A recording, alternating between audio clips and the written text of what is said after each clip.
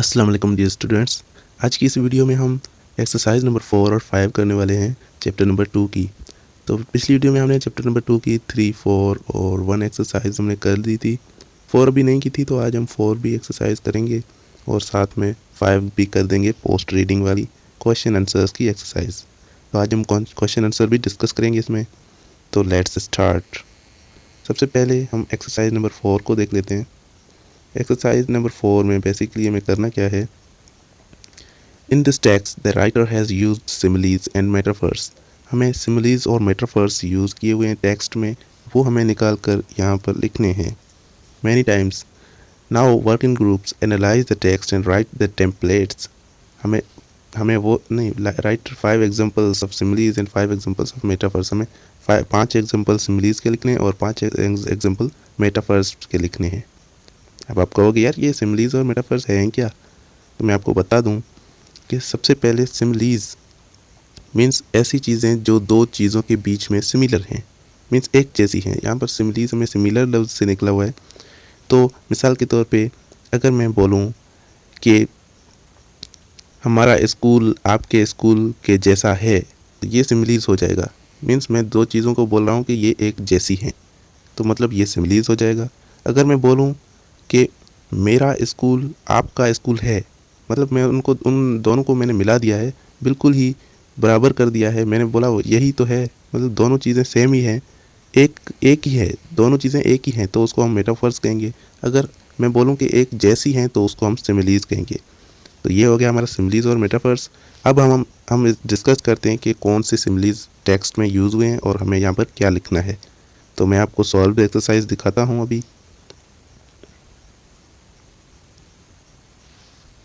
यहाँ पर सिमिलीज और मेटाफर्स लिखे हुए हैं, अलग अलग से यहाँ पर यूज़ हुए हैं।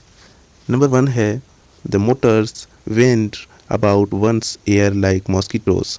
जो मोटर्स थे वो एक मतलब किसी के कानों में गूंज रहे थे, मतलब मॉस्किटोज की तरह। तो यहाँ पर लाइक लगा हुआ है, तो यहाँ पर लाइक हम समझ जाएंगे कि ये क्या है, सिमिली है। तो पहला सिमिली ये आ जाता है। नंबर 2 में it is strange how much you remember about the places like that once you allow your mind। यहाँ पर फिर से लाइक आ गया है, मतलब कितना आप जगहों को याद रखेंगे जो आपको, मतलब कुछ फिर से एक ऐसी कोई चीज़ आती है जो आपको फिर से वापसी ले आती है, रिटर्न कर देती है। यहाँ पर लाइक लगा हुआ है, तो ये भी एक सिमिली हो गया। None of us ever thought there was any place in the world like that lake in the Maine. ये बोला है कि हम में पे कोई भी नहीं सोच सकता था कि ऐसी कोई मैन की लेक के जैसी कोई जगह है। तो यहाँ पर जैसी कोई जगह है मतलब कंपैरिजन हो रही है, तो यहाँ पर भी लाइक आ गया है, तो ये सिमिली हो गया। उसके बाद it was arrival of this fly that convince me beyond any doubt that everything was as it always had been. तो ये दो सिचुएशन को यहाँ पर कंपेयर करने की कोशिश कर रहा है विद एज। अगर एज आ जाता है मतलब तो भी ये सिमिली हो जाएगा। उसके बाद I seemed to be living like a dual existence, फिर से लाइक आ गया है, तो ये भी सिमिली है। मैं दो मरतबा जी रहा था या फिर दुगने वजूद में दिखाई दे रहा था। उसके बाद मेटाफर्स देखते हैं। मेटाफर्स इस टेक्स्ट में कौन कौन से यूज़ हुए हैं। The boat would leap a heat charging the full fashion at the dock. ये भी एक क्या है, मेटाफर है, ठीक है। My groin felt the chill of the death, ये भी एक मेटाफर है। उसके बाद my father I was my father, मैं अपना बाप ही था, ये भी एक मेटाफर है। उसके बाद the lake seemed an enchant sea, means जो एक लेक थी वो एक मतलब जो समंदर होता है उसकी तरह दिखाई दे रही थी। The lake is constant trustworthy of the body, तो ये मतलब सेम ही वो जो चीज़ हो रही थी वही बता रहा है, कोई कंपैरिजन नहीं हो रही किसी के साथ। तो यहाँ पर ये हो जाएगा हमारा मेटाफर। उसके बाद हम क्वेश्चन आंसर्स को डिस्कस करते हैं। सबसे पहले हम प्री रीडिंग के एक्सरसाइज देख लेते हैं। प्री रीडिंग में हमारे 2 क्वेश्चंस हैं, मतलब जो सबक से पहले जो 2 क्वेश्चंस हमारे लिखे हुए थे, पिक्चर को कंपेयर करना था, तो उसका ही हमारे पास आंसर है। पहले क्वेश्चन है look at the pictures and compare and contrast them. हमें 2 पिक्चर्स दी हुई हैं, उनको हमें कंपेयर करना है, एक दूसरे से कंट्रास्ट करना है। The picture are of 2 lakes in the Maine, इसमें जो पिक्चर है वो 2 लेक्स की है। मैन यूएसए में 2 लेक्स की पिक्चर्स हैं। In the one picture a lake exist in its natural form, पहली पिक्चर में हमें दिखाया गया है कि लेक जो है वो अपनी नेचुरल फॉर्म में है, कुदरती लेक है, while another picture is lake polluted thoroughly artificially. तो यहाँ पर जो दूसरी पिक्चर है उसमें जो लेक है वो पॉल्यूटेड है और बहुत ही आर्टिफिशियली वहाँ पर बहुत ही लोग बस चुके हैं। Man made building surrounding it, उनके चौधारी बहुत सारे मैन मेड बिल्डिंग्स हैं। After replacing the lake into a residential area it has lost its natural beauty and it's not ready to survive more. और जब हम इंसानों ने वहाँ पर रहना शुरू किया, वो रेजिडेंशियल जब एरिया बन चुका था, तब वहाँ पर जो नेचुरल ब्यूटी थी वो ख़त्म हो चुकी थी। अभी वो मतलब इतनी नेचुरल नहीं है। Number 2 question, I guess the theme of the text you are going to study. मतलब जो थीम है टेक्स्ट का वो आप गेस करें कि कैसा होगा, टेक्स्ट हमारा कैसा होने वाला है। इसका आंसर ये, I guess that the theme of the text we are going to read is about the preservation of nature.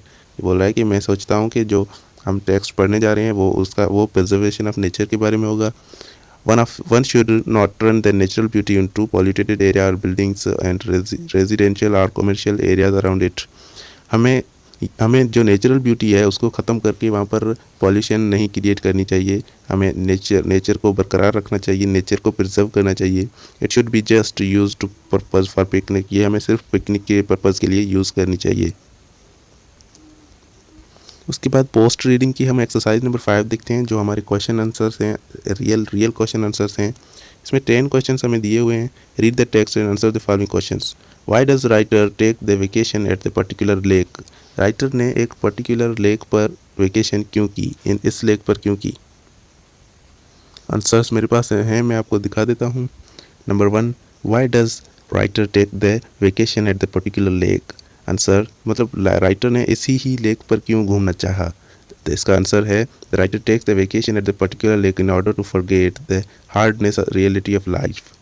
तो ये बोल रहा है कि जो ज़िंदगी की मुश्किलातें थी उसको भुलाने के लिए राइटर ने इस लेक को चुना। The calmness of the natural lake provides him comfort. जो लेक की जो कामनेस थी, खामोशी थी, वो इनको सुकून दे रही थी। He loves it too much, वो उनसे बहुत प्यार करता था। because it takes him to the distant part when he used to go with their father।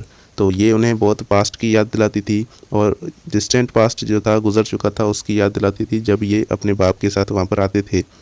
With the help of this tries to escape the mortality, तो इसी की वजह से उन्हें इसका एहसास होता था। नंबर 2 क्वेश्चन हमारा है, विच की concern the writer has expressed in the text. कौन से की कंसर्न्स हैं जो राइटर ने टेक्स्ट में एक्सप्रेस किए हैं, कौन सी अहम बातें हैं जो इस टेक्स्ट में इसने मेंशन की हैं। तो मैं आपको जल्दी से समझा देता हूँ। The love and past memories of, तो इनकी जो पास्ट मेमोरी थी, उनका प्यार था आपस में, वो इन्होंने शो किया है। पावर ऑफ मेमोरी का जो पावर है, ताकत है, वो इन्होंने शो की है। ट्रांसटरीज ऑफ लाइफ, ट्रांजिशन मतलब उनके लाइफ की कैसे तब्दील होती है मेमोरीज़ की वजह से। इनएविटेबिलिटी एंड मॉर्टिलिटी, डेथ, और father and sun relationship, past and present, greatness of nature, मतलब बाप और बेटे का प्यार, पास्ट प्रेजेंट के बारे में बताया है, ग्रेटनेस ऑफ नेचर के बारे में बताया है, old technology versus new technology के बारे में भी हमें बताया है। उसके बाद क्वेश्चन नंबर 3 को देखते हैं। Question number 3, how has the lake changed since he was a boy। जब ये एक बच्चा था तो मतलब बड़ा हुआ तो कैसे लेक चेंज हो चुकी थी। The lake has change in the following 3 ways since the boy he was a boy. जब वो बॉय था तभी वो लेक 3 हिस्सों में, मतलब 3 यहाँ पर दिए हुए हैं एक्सेप्ट कि कैसे वो लेक चेंज हो चुकी थी। First, the road were horse Drew and, यहाँ पर जो रोड था वो बिल्कुल ही टूट चुका था और जो पहले अच्छा टार रोड होता था अब ख़राब हो चुका था। Second, the waitress of the restaurant have learned to wash their hair due to the effect of the movie. अभी वो जो रेस्टोरेंट में थे उन्होंने अपने मतलब हेयर वॉश करना सीख लिया था, पहले जब आते थे तभी नहीं थे। Third, the motor boats produce irritable sound. अभी जो मोटर बोट्स थे वो बहुत ही ख़राब साउंड प्रोड्यूस करते थे, लेकिन पहले जब आते थे तभी वो इतना साउंड यहाँ पर नहीं होता था। नंबर 4 को देखते हैं। वीडियो ज़्यादा लंबी हो रही है, आप जल्दी से स्क्रीनशॉट निकाल कर बाद में पढ़ लेना। The contrast writer make between the sea contrast does the writer make between the sea and lake, sea और लेक के बीच में राइटर ने क्या मतलब कंट्रास्ट किया है, कौन सा डिफरेंस किया है। The contrast writer make between the sea and the lake is the styled water, मतलब यहाँ पर जो लेक में क्या था, स्टाइल्ड वाटर होता था। The sea water easily can be styled while the lake water can not be styled, मतलब जो सी का वाटर है उसको स्टाइल किया जाता है लेकिन उसको नहीं किया जा सकता। The lake is constant and trustworthy of the body, इसका जो लेक का जो वाटर है वो बहुत ही कॉन्स्टेंट और ट्रस्टवर्दी वाटर होता है। उसके बाद आगे 5 नंबर देखते हैं। The writer repeatedly calls the lake as a wild lake, राइटर ने बार बार उसको वाइल्ड लेक क्यों कहा है। In order to emphasize the cottage around it, उन्होंने कहा है कि ये एक वाइल्ड लेक नहीं है क्योंकि इसके मतलब पास में सराउंड में झुपड़ियाँ भी हैं। He says that it is not a place where the man can not reside, उन्होंने कहा कि ये ऐसी जगह नहीं है जहाँ पर इंसान नहीं रह सकते। Man only enjoy the calmness nature but also settle their cottages, वहाँ पर आदमी मतलब जो लोग हैं वो कामनेस खामोशी का तो लुत्फ़ उठा सकते हैं लेकिन वहाँ पर रह भी सकते हैं कॉटेजेस में। उसके बाद आगे देखते हैं जल्दी से 6 why is the arriving of at the lake less exciting now than in the past, अभी जब ये लास्ट में आए थे, बाद में दूसरी बार जब लेक पर आए थे तो इतना एक्साइट क्यों नहीं थे। It was less exciting for the poet to revisit the lake accompanied with his son, अपने बेटे के साथ जब ये दूसरी बार आए तो इनके लिए एक्साइटिंग इतना नहीं था। This time he was not as much as enthuse as before he was in the age of age difference, क्योंकि यहाँ पर एज डिफरेंस की बात हो रही है क्योंकि जब पहले वो आए थे तब वो छोटे से बच्चे थे और बच्चे आपको पता है नेचर को बहुत इंजॉय करते हैं, इसीलिए वो अभी जब आए थे तो ये अभी बहुत ही बड़े मतलब बाप बन चुके थे तो अभी इनको इतना एक्साइटमेंट नहीं था। Next the artificially and noise pollution, वहाँ पर आर्टिफिशियल और नॉइस पॉल्यूशन था जो मतलब इनको नेचुरल ब्यूटी को इनको सही से एंजॉय नहीं करने दिया। उसके बाद नंबर 7 है how are the boats motors difference in the present situation, अभी जो बोट के जो मोटर हैं वो अभी सिचुएशन में डिफरेंस कैसे हैं। In present situation the motor boats produce irritable and awful sound now unlike before, जो पहले थे जो मोटर बोट्स थे मतलब जो बोट में जो मोटर लगे होते थे वो इतने ज़्यादा साउंड प्रोड्यूस नहीं करते थे, लेकिन अभी जो मोटर्स हैं वो बहुत ही ज़्यादा साउंड प्रोड्यूस करते हैं। Now boats have noisier engines, अब अभी के वाले बोट्स में बहुत ही ज़्यादा साउंड क्रिएट करने वाले इंजन्स लगे हुए हैं। In the former days motors were also indoors but now they are outdoors by the campers, पहले जो मोटर्स होते थे वो इंडोर होते थे लेकिन अभी वो आउटडोर कैंपर्स के लिए अभी वो आउटडोर मोटर्स हैं। उसके बाद 8 नंबर देखते हैं the writer calls the lake as a holy spot how does the further development of this area, तो यहाँ पर उन्होंने जो राइटर है उन्होंने होली स्पॉट कहा है इसको, तो ये कैसे आगे मतलब डेवलप हुई। द एसीएस्ट मतलब जो राइटर है उन्होंने डिस्क्राइब किया है the lake as a holy spot because it provides him a solid and peace, क्योंकि ये जो लेक थी इनको पीस मतलब सुकून महसूस करवा रही थी, इसीलिए उन्होंने इसको हॉली स्पॉट कहा है। The further development by it is explaining it more that it makes the forget and worthy of worries and take him to the beautiful past, तो ये बात बोल रहा है कि ये हमें ब्यूटीफुल पास्ट की याद दिलाता है और जो हमें वरीज़ हैं जो मुश्किलातें तकलीफ़ें हैं उन्हें दूर करता है, इसीलिए मैंने इसे हॉली स्पॉट कहा है। It reminds him the beautiful childhood. It helps him to forget the mortality.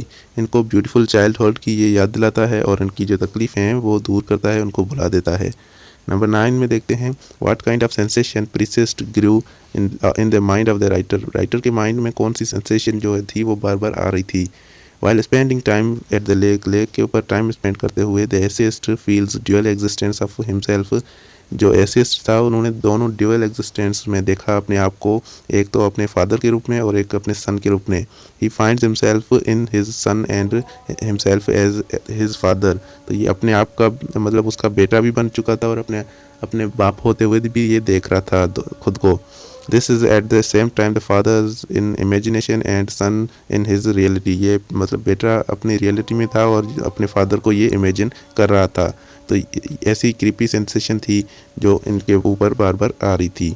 उसके बाद नेक्स्ट में देखते हैं, लास्ट हमारा क्वेश्चन है what is the central idea of the text, text का जो सेंट्रल आइडिया है वो क्या है, मतलब टेक्स्ट ये हमें क्यों दिया गया है।